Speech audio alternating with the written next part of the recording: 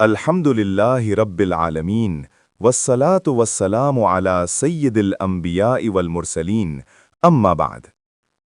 محترم سامعین کرام، آج ہم ایک نہایت بابرکت، مسرت بھرا اور روح پرور موقع منانے جا رہے ہیں، اور وہ ہے عید الفطر کا دن۔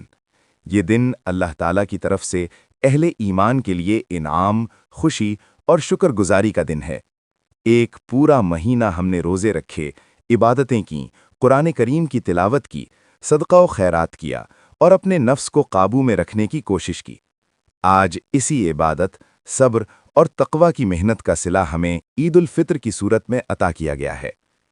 عید الفطر کا لفظی مطلب ہے روزہ کھولنے کی عید یا افطار کی عید۔ یہ وہ دن ہے جب رمضان المبارک کے اختتام پر مسلمان خوشی مناتے ہیں کہ اللہ تعالیٰ نے انہیں عبادت کی توفیق دی، ان کے گناہوں کو معاف فرمایا اور ان کے دلوں کو تقوی سے منور کیا۔ مگر یاد رکھیے، عید صرف نئے کپڑے پہننے، اچھے کھانے پکانے اور ملنے جلنے کا نام نہیں، بلکہ یہ دن شکر، عاجزی اور اللہ کی بندگی کو مزید مضبوط کرنے کا دن ہے۔ اسلام نے عید کو محض تہوار نہیں بلکہ عبادت کے ساتھ جوڑا ہے۔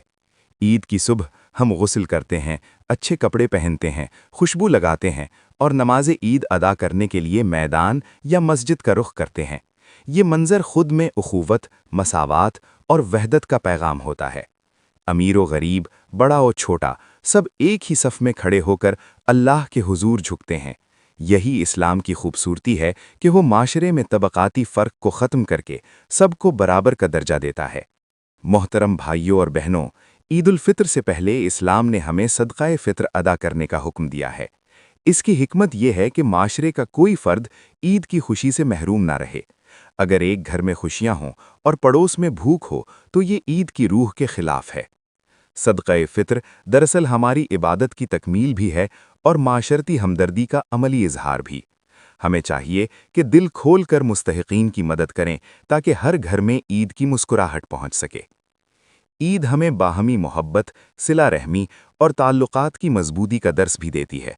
رمضان میں ہم نے نفس کی تربیت کی، اب عید کے دن ہمیں اس تربیت کا عملی مظاہرہ کرنا ہے۔ رشتہ داروں سے ملنا، بڑوں کا ادب کرنا، چھوٹوں پر شفقت کرنا، ناراض لوگوں کو منانا اور دلوں کی دوریاں ختم کرنا، یہی حقیقی عید ہے۔ اگر کوئی شخص ہم سے ناراض ہے تو ہمیں پہل کرنی چاہیے، کیونکہ اللہ تعالیٰ معاف کرنے والوں کو پسند فرماتا ہے۔ یہ بھی یاد رکھیے کہ عید کا دن گناہوں میں پڑنے کا دن نہیں۔ بعض اوقات ہم عید کے نام پر فضول خرچی، بے پردگی، ناچ گانے یا دیگر غیر اسلامی سرگرمیوں میں پڑ جاتے ہیں۔ یہ عید کی روح کے منافی ہے۔ جس رمضان میں ہم نے آنکھ، کان اور زبان کی حفاظت کی، کیا مناسب ہے کہ عید کے دن ہم وہی گناہ دوبارہ شروع کر دیں؟ اصل کامیابی یہ ہے کہ رمضان کے بعد بھی ہماری نیکیوں کا سلسلہ جاری رہے۔ عید الفطر ہمیں شکر گزاری کا سبق دیتی ہے۔ ہم اللہ کا شکر ادا کریں کہ اس نے ہمیں ایمان دیا، اسلام دیا، صحت دی، رمضان کی عبادتوں کی توفیق دی اور ہمیں اس مبارک دن تک پہنچایا۔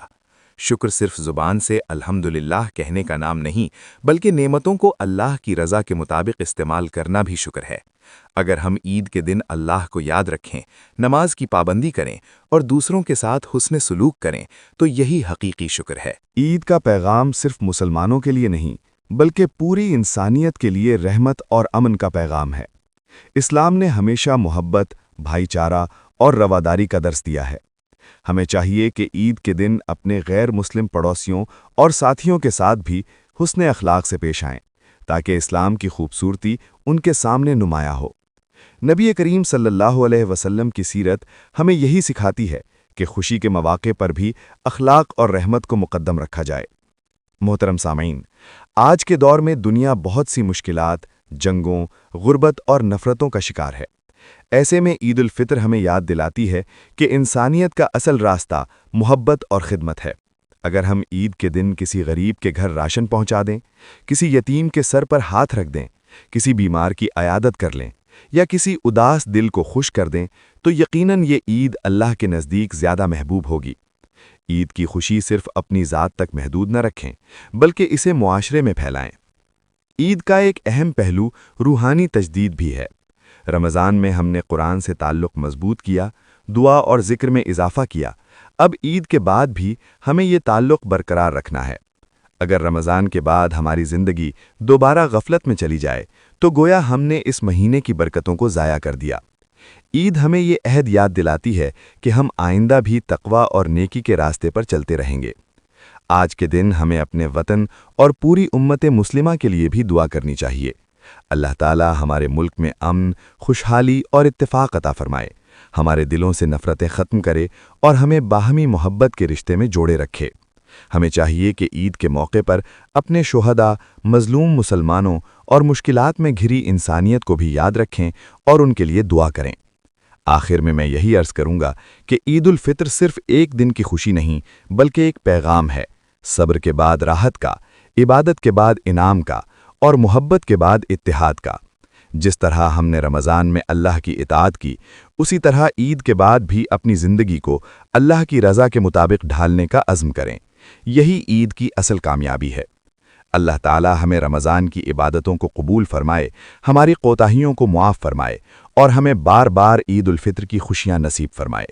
وآخر دعوانا ان الحمد للہ رب العالمین۔ عید مبارک۔